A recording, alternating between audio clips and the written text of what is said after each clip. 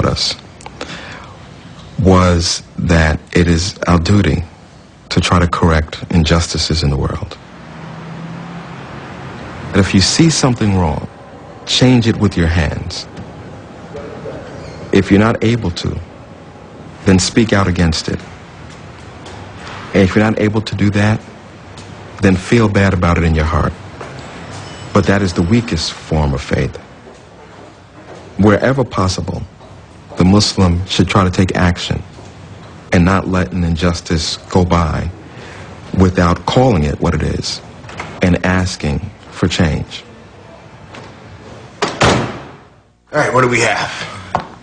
Books prepared for the week. Dealing with change is part of Jamil Johnson's job. As Chief of Staff for Congressman Gregory Meeks of New York, he manages the congressman's schedule and briefs him on policy issues.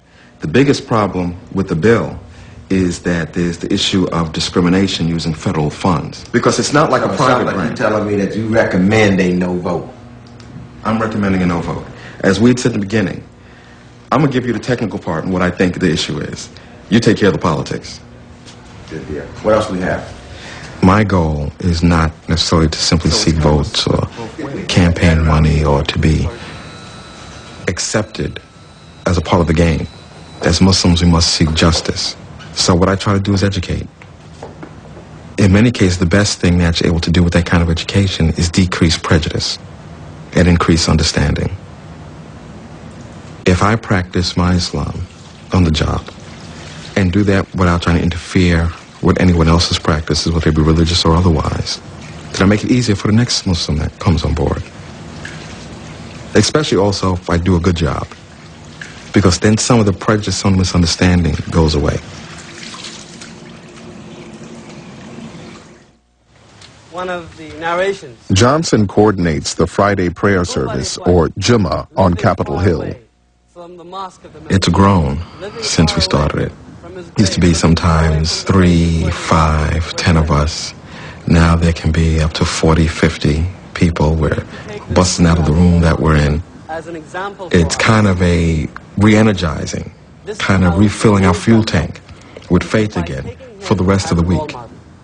The image of the messenger gives us an example of somebody who was extremely successful as a head of state.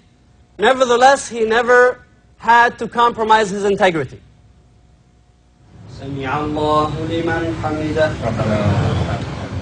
One of the most important things for a Muslim is remaining constantly in remembrance of Allah.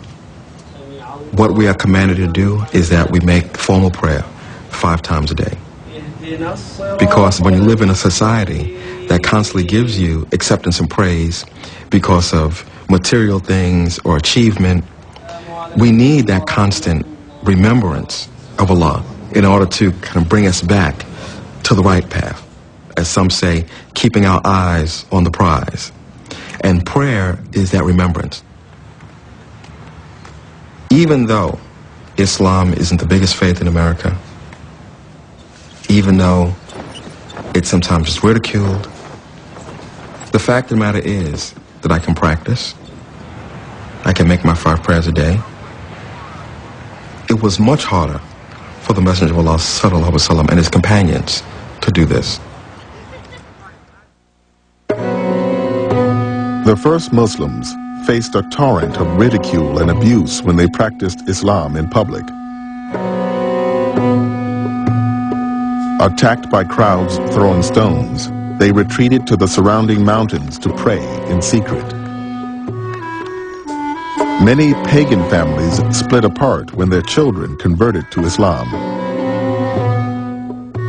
Finally, the leaders of Muhammad's tribe, the Quraysh, decided that harassment alone would not be enough to stop him. The Quraysh, they see it as, our honor is being threatened, we need to deal with this. This is the point where they begin to really increase their persecution. They start sanctions on the house of Bani Hashim, which is the sub-clan of the Prophet Muhammad. They begin sanctions, they begin to prevent them from trading, from transacting. And that meant that basically they were being starved out. They couldn't buy food, they couldn't do business. Abu Talib was ruined by this. The Hashim lived in one street, and Muhammad and Khadija and the children moved into this street. And this became a little Muslim ghetto. And this leads to real hardship. There's a period of time where, according to the tradition, they're actually eating from the leaves of trees. Famine destroyed the fortunes of Muhammad's protector Abu Talib and his follower Abu Bakr. The survival of both the clan and Islam were in jeopardy. But for Muhammad, the damage hit even closer to home. Khadija, Muhammad's beloved wife, perhaps weakened by the privations, actually died. And that was just a crippling blow for him. It left him feeling alone and vulnerable and weak. He would miss her all his life, I think. Then the catastrophe happened that Abu Talib died, perhaps himself weakened by the deprivation in food. Now, without Abu Talib, Muhammad was fair game for assassination. And there's a terrible moment where he utters this heartbreaking prayer, saying, "Oh my God, I have no other protector but you, Allah." And how was he going to move forward? He'd done what Allah had told him to do. He'd proclaimed this message, and all he seemed to have done was stir up hostility and hatred, and split his tribe down the middle. This wasn't improving matters. He must have felt in almost a sort of a dark night of the soul. He is at the low point of his mission. He's been almost 13 years now in Mecca, and the results are not impressive. But at this point, at this low ebb, he is now being prepared for the most extraordinary mystical experience of his prophetic life, and that is what is known as the night ascension. The story goes that one night he was sleeping near the Kaaba, and he was woken from sleep by Gabriel, who mounted him on a burak, a magical steed, and they flew from Mecca to Jerusalem. And then he began an ascent up through the seven heavens to the divine throne.